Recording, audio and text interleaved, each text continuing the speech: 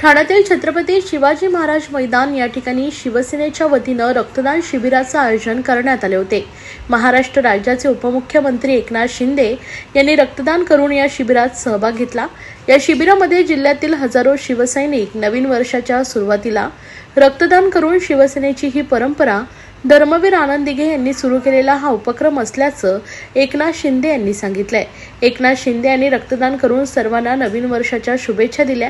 यंदाचं शिबिराचं 29वे वर्ष आहे। यावेळी उपमुख्यमंत्री एकनाथ शिंदे यांच्या हस्ते पुरस्कार देण्यात आले आहेत। या शिबिरामध्ये 450हून अधिक बाटल्या जमा झाल्या आहेत। नेहमीच नवीन वर्षाचं स्वागत वेगळ्या पद्धतीनं होत असतानाच ठाण्यात शिवसेनेचे दिवंगत नेते आनंद दिघे यांनी सुरू केलेल्या उपक्रमामुळे अनेक व्यक्तींचं प्राण वाचलेत। यावेळी खासदार नरेश मस्के, शिवसेना उपनेते रवींद्र फाटक, ठाणे जिल्हा महिला संघटिका मीनाक्षी शिंदे, ठाणे शहर प्रमुख हेमंत पवार तसेच अन्य पदाधिकारी कार्यकर्ते मोठ्या संख्येने उपस्थित होते।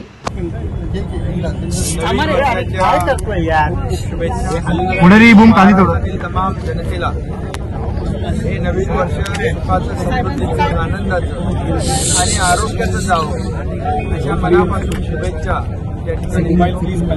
खरं म्हणजे ठाण्यामध्ये नवीन वर्षाची सुरुवात आणि वर्षाचा समारोह 31 डिसेंबर दरवर्षी रक्तदान करून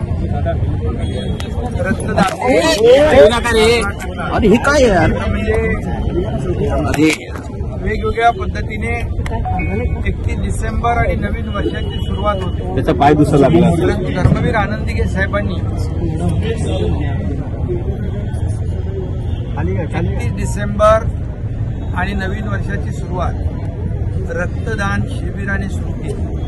गेले 29 वर्ष अविरतपणे 31 डिसेंबर हा रक्तदान शिबिराने साजरा केला जातो। ही एक अनोखी परंपरा आहे आणि जगावेगळी खऱ्या अर्थाने ही परंपरा जोपासण्याचं काम या ठिकाणी रक्तदाते करतात। महाराष्ट्रातल्या कानाकोपऱ्यातून रक्तदाते निमंत्रण न देता स्वतःहून येतात आणि या रक्तदान शिबिरामध्ये सहभागी होतात। अनेक रक्तदात्यांनी 25 वेळा, 50 वेळा, 100 वेळा अशा प्रकारचं रक्तदान या शिबिरामध्ये केले आणि अनेक लोकांना रक्त कर्ण पुरस्कार देखील प्राप्त झाले आणि म्हणून मला या ठिकाणी आनंद होतोय की या रक्तदान शिबिरामध्ये रक्तदाता म्हणून सहभागी होण्याचा देखील संधी माझ्यासारख्या कार्यकर्त्याला मिळाली। ही केवळ आणि केवळ हिंदू हृदय सम्राट बाळासाहेब ठाकरे यांचे आशीर्वाद आणि धर्मवीर आनंद दिघे साहेबांनी ही काही समाजसेवेची तुरा खांद्यावर घेतली होती।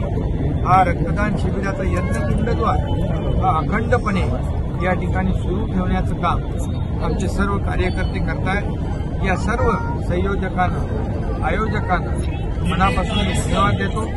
सर्व डॉक्टरांच्या टीमला, रक्तपेढीतल्या सर्व या ठिकाणी डॉक्टर्स आहेत, सगळा स्टाफ आहे, या सर्वांचं अभिनंदन केलं पाहिजे। कारण 31 डिसेंबर हा काही लोक जल्लोषात साजरा करतात, परंतु या ठिकाणी रक्त हे आपल्याला तयार करता येत नाही, बनवता येत नाही। रक्तदानानेच आपल्याला दुसऱ्याचा जीव वाचवता येतो आणि म्हणून हे रक्तदान हे सर्वश्रेष्ठ दान जे ठरलंय, ही परंपरा या ठिकाणी कायम ठेवण्याचा प्रयत्न आमच्या संयोजकांनी, आपल्या रक्तानंद शिवसेना ठाणे जिल्हा शाखेने कायम ठेवलेला आहे आणि म्हणून मी या सर्व आयोजकांचं अभिनंदन करतो आणि तुम्हाला सगळ्या पत्रकारांना देखील नवीन वर्षाच्या शुभेच्छा देतो। हे नवीन वर्ष तुम्हाला देखील सगळ्यांना सुखाचं, समृद्धीचं, आनंदाचं, आरोग्याचं जावं अशा प्रकारे पुन्हा एकदा महाराष्ट्र प्रगत आपण मुख्यमंत्री असताना 419 कोटींचं गरजूंना वाटप केलेलं आहे. काय सांगाल या मदतीबद्दल आणि पुढे हे अविरत कसं सुरू राहील? खरं म्हणजे मुख्यमंत्री म्हणून काम करताना या आरोग्य विभागामध्ये देखील मुख्यमंत्री सहायता निधी वरतीच घेऊन चाललं. अरे हे कॅमेरा बघ ना तिच्या ते कॅमेरा वरती करतो. नेक्स्ट टाइम काय करत यायलाच ठेवायचा, बाकी दुसऱ्यावर बाहेर काढून टाका. 419 कोटी रुपये मुख्यमंत्री सहायता निधीमधून 2-2.5 वर्षामध्ये या ठिकाणी थोडा क्रॉस टाइम भेटतो. हजारो लोकांचे प्राण वाचवले आणि म्हणून आरोग्य सेवा ही ईश्वर सेवा अशा प्रकारचं काम यापुढे देखील सरकारच्या वतीने आम्ही टीम म्हणून करू आणि हा आरोग्याचा यज्ञकुंड जो आहे ते अविरतपणे पुढे सुरू. सर, महाराष्ट्र प्रगत करण्यासाठी कशा प्रकारचा संकल्प असणार आहे? महाराष्ट्राचा सर्वांगीण विकास या महाराष्ट्राला देशामध्ये नंबर 1चं राज्य आपलं आहे. आणखी त्याच्यामध्ये भर कशी टाकता येईल अशा प्रकारचा प्रयत्न या ठिकाणी आमच्या सरकारच्या माध्यमातून आणि खऱ्या अर्थाने देशाचा विकास होतो, देश पुढे जातो आणि देशाचं नाव लौकिक जगभरामध्ये आदरणीय प्रधानमंत्री करतात आणि त्यामध्ये महाराष्ट्राचा देखील सिंहाचा वाटा असला पाहिजे. तो वाटा उचलण्याचं काम सरकार अतिशय प्रामाणिकपणे.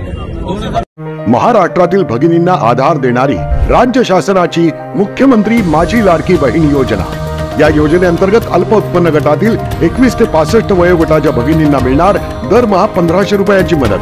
अर्ज करण्यासाठी 31 ऑगस्ट 2024 पर्यंत मुदतवाढ. कुटुंबाचं वार्षिक उत्पन्न 2.5 लाख रुपयांपेक्षा कमी असलेल्या महिला पात्र. कुटुंबाकडे पिवळं किंवा केशरी रेशन कार्ड असल्यास उत्पन्नाचा दाखला आवश्यक नाही. पांढरं रेशन कार्ड असेल किंवा रेशन कार्ड नसेल तर कुटुंबाचं वार्षिक उत्पन्न 2.5 लाखांपेक्षा कमी असल्याचा दाखला आवश्यक. योजनेसाठीचा ऑनलाईन अर्ज नारी शक्ती दूत ऍप वरून किंवा पोर्टलवर भरता येईल. ज्या भगिनींना ऑनलाईन अर्ज भरता येत नसेल त्यांच्यासाठी अंगणवाडी, ग्रामपंचायत, वॉर्ड ऑफिस, सेतू सुविधा केंद्रामध्ये किंवा आशाताई बचत गटाच्या CRP यांची मदत उपलब्ध. आता आपल्याला अभिमानाने म्हणता येईल, सुखी आणि सुरक्षित आहे माझी लाडकी बहीण. ठाणे महापालिकेने पाणी बिल थकबाकी वसुली करता सुरू केलेल्या कारवाईत डिसेंबर महिन्यात संपूर्ण महापालिका क्षेत्रात 2606 नळ जोडण्या खंडित केल्या असून 411 मोटर पंप जप्त केले आहेत. तसेच 73 पंप रूम सील करण्यात आलेत तर 2330 थकबाकीदारांना नोटिसा बजावण्यात आल्या आहेत. एप्रिल ते डिसेंबर या काळात 77.98 कोटी रुपयांची बिल वसुली करण्यात आली. पाणी पुरवठा विभागातर्फे राबवण्यात आलेल्या धडक मोहिमेत डिसेंबर महिन्यात 21.85 कोटी रुपयांची वसुली करण्यात आली आहे. महापालिकेची पाणी बिल रक्कम सुमारे 225 कोटी रुपयांच्या घरात आहे. त्यापैकी 76 कोटी रुपये ही थकबाकी असून चालू वर्षाची बिल रक्कम ही 148 कोटी रुपये. पाणी बिलाची थकबाकी न भरल्यास नळ जोडणी खंडित करून पाणी पुरवठा बंद करण्याची कारवाई सुरू करण्यात आली. महापालिका आयुक्त सौरभ राव यांनी याबाबत स्पष्ट निर्देश दिले. तसेच अतिरिक्त आयुक्त संदीप माळवी या वसुलीबाबत सातत्याने आढावा घेत आहेत. पाणी बिलाच्या साप्ताहिक वसुलीचे लक्ष्य निर्धारित करून पाणी बिल वसुली अभियान सुरू करण्यात आलंय. त्यानुसार पाणी बिलाच्या थकबाकीसह वसुलीसाठी महापालिकेच्या सर्व प्रभागात नळ जोडणी खंडित करणे, मोटर पंप जप्त करणे, मीटर रूम सील करण्यात येतोय.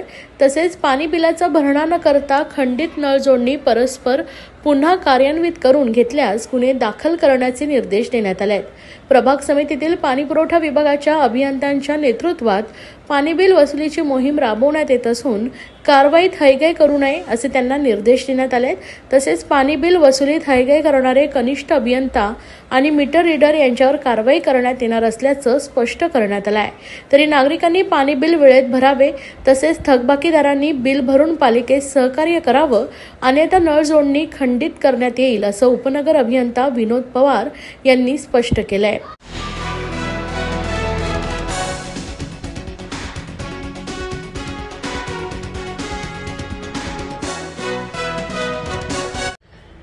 नववर्ष स्वागत आणि 31ची सर्वत्र धूम पसरली आहे. पब, बार, रेस्टॉरंट आणि ढाब्यावर तरुणाईंसह मद्यपींची गर्दी चांगलीच वाढली आहे. मात्र मद्यप्राशन करणाऱ्यांनो सावधान, कारण तुमच्या ग्लासात बनावट दारू असू शकते. ठाण्यात नकली दारूचा पूर आला असून त्यात परदेशी, बनावट आणि बिनाशुल्क दारूची विक्री केल्याचं उघड झालंय. या बनावट दारूचा पर्दाफाश करण्यासाठी राज्य उत्पादन शुल्क विभागाने छापेमारी करत डिसेंबर महिन्यात तब्बल 2 कोटी रुपयांची बनावट दारू जप्त केली. या प्रकरणी 395 जणांवर गुन्हे दाखल करण्यात आले, तर कमी शुल्काची परदेशी दारू विक्री व साठा केल्याप्रकरणी 3 मोठे गुन्हे दाखल केले असून त्यांच्याकडून 67 लाखांचा मुद्देमाल हस्तगत करण्यात आला. त्याशिवाय राज्य उत्पादन विभागाने 4 फ्लाइंग स्क्वॉडची नियुक्ती केली आहे. या स्क्वॉडने 14 विभागीय निरीक्षकांच्या मदतीनं हातभट्टी, बेकायदेशीर ढाबे, हॉटेल आणि मद्य निर्मितींच्या ठिकाणांवर कारवाई करून आतापर्यंत 2592 गुन्हे नोंदवलेत. त्यांच्याकडून 11 कोटी 21 लाखांचा मुद्देमाल जप्त केल्याची माहिती राज्य उत्पादन शुल्क ठाणे विभागाचे अधीक्षक प्रवीण तांबे यांनी दिली आहे. नववर्षाच्या स्वागतासाठी प्रामुख्याने 31 डिसेंबरला किंवा नाताळाच्या पार्श्वभूमीवरती जनतेमध्ये मोठ्या प्रमाणावरती पार्टी करण्याकडे किंवा मद्यप्राशन करण्याकडे कल असतो. तर या मद्यप्राशनामध्ये लोकांना म्हणजे राज्यामध्ये तयार झालेलं, राज्यामध्ये शुल्क भरलेलं चांगल्या प्रतीचं मद्य मिळावं याकरता राज्य उत्पादन शुल्क विभाग नेहमीच सजग राहिला. परंतु राज्यामध्ये अनेक वेळा बनावट मद्य निर्मिती करून अथवा परराज्यातलं कमी शुल्क असणारं आपल्या राज्यातलं शुल्क चुकवलेलं मद्य राज्यामध्ये आणून ते विकण्याकडे किंवा ते सेवन करण्याच्याही काही घटना घडलेल्या आहेत. त्या पार्श्वभूमीवरती आपण या डिसेंबर महिन्यामध्ये मोठ्या प्रमाणावरती कारवाई केली. जवळपास आपण 395 गुन्हे अवैध मद्य व्यवसायावरती दाखल केले आणि त्याच्यामध्ये जवळपास 2 कोटी रुपयांचा मुद्देमाल जप्त केला आहे. यामध्ये प्रामुख्याने बनावट मद्य किंवा परराज्यातल्या मद्याचे मोठे 3 गुन्हे नोंदवलेत आणि त्याच्यामध्ये जवळपास 67 लाखाचा मुद्देमाल आपण जप्त केला आहे. आणि नववर्षाच्या पार्श्वभूमीवरती आपण ठाणे राज्य उत्पादन शुल्क विभागाकडून 4 फ्लाइंग स्क्वॉडची निर्मिती केली आणि त्यांनी अवैध हातभट्टी असेल किंवा अवैध ढाबे असतील, अवैध रेस्टॉरंट असतील किंवा अवैध मद्य निर्मितीची ठिकाणी या ठिकाणी कारवाई करण्यासाठी आपण त्यांना नियुक्त केलं आणि ते मोठ्या प्रमाणावरती डिसेंबर महिन्यामध्ये किंवा एकूणच वर्षभरामध्ये जरी पाहिलं तरी एकूण 2592 गुन्हे नोंदवलेत आणि जवळपास 11.21 कोटी रुपयाचा मुद्देमाल आपण जप्त केला आहे. आणि नववर्षाचं स्वागत करताना लोकांच्यामध्ये उत्साह असतो. तर राज्य उत्पादन शुल्क विभागामार्फत सर्व जनतेला आवाहन करण्यात येतं की आपण विहित मद्यसेवन परवाना प्राप्त करूनच मद्य बाळगावं किंवा मद्यसेवन करावं. आणि असा परवाना आपल्याकडे 1 दिवसाचा, वर्षाचा किंवा पूर्ण आजीवन अशा 3 स्वरूपात आपल्याकडे परवाने उपलब्ध आहे. आणि ते 3ही परवाने ऑनलाईन प्राप्त होतात. तर विभागाच्या वेबसाईटवरती जाऊन ॲप्लिकेशन केल्यानंतर 24 तासाच्या आत अशी परवाने मंजूर करण्याची कारवाई आपण करत असतो. तर सर्वांना या माध्यमातून आवाहन करण्यात येतं की मद्यसेवन परवाने प्राप्त करूनच मद्य बाळगावं किंवा मद्य खरेदी करावं.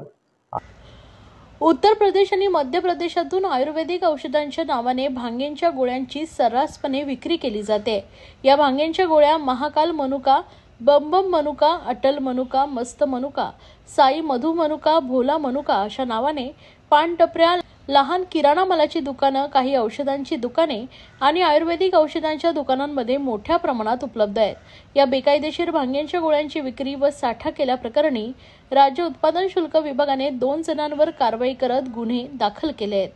हो, भांगेच्या पण आपण जवळपास डिसेंबरमध्ये 2 केस केल्यात. त्याच्या आधी पण 3-4 केस केल्यात. भांगेच्या गोळ्या शक्यतो उत्तर प्रदेश वगैरे या राज्यातून आयात केल्या जातात आणि ते पानटपरी वगैरे अशा ठिकाणी विकल्या जातात. गांजाच्या सुद्धा याच्या आधी केसेस झाल्यात. तर तशा इन्स्ट्रक्शन सर्व विभागीय अधिकारी आणि बरारी पथकातल्या अधिकाऱ्यांना दिलेल्या आहेत. त्याप्रमाणे गांजा किंवा अशा प्रकारचे काही पदार्थ आहेत युवा पिढीसाठी किती घातक? नक्कीच घातकच आहेत. परंतु आता सध्या तर आमचं 31 डिसेंबरच्या दृष्टिकोनातनं या गोष्टीचा कमीत म्हणजे वापर होऊ नये याच्याकडे आमचा कल आहे. आणि त्याच्यामध्ये सगळ्याच गोष्टीचा अंमली पदार्थ असेल, गांजा असेल, भांग असेल किंवा मद्य या सगळ्या गोष्टींचा त्याच्यामध्ये समावेश. त्यासाठी काय पथकं निर्माण केली? ही 4 पथकं त्याच्यासाठी त्यांना सगळ्याच स्वरूपाच्या इन्स्ट्रक्शन आहे. आणि याच्या व्यतिरिक्त विभागीय जे निरीक्षक आहे ते आपल्याकडे 14 विभागीय निरीक्षक आहेत. तर ते सुद्धा त्यांच्या कार्यक्षेत्रामध्ये ही कामं करतात.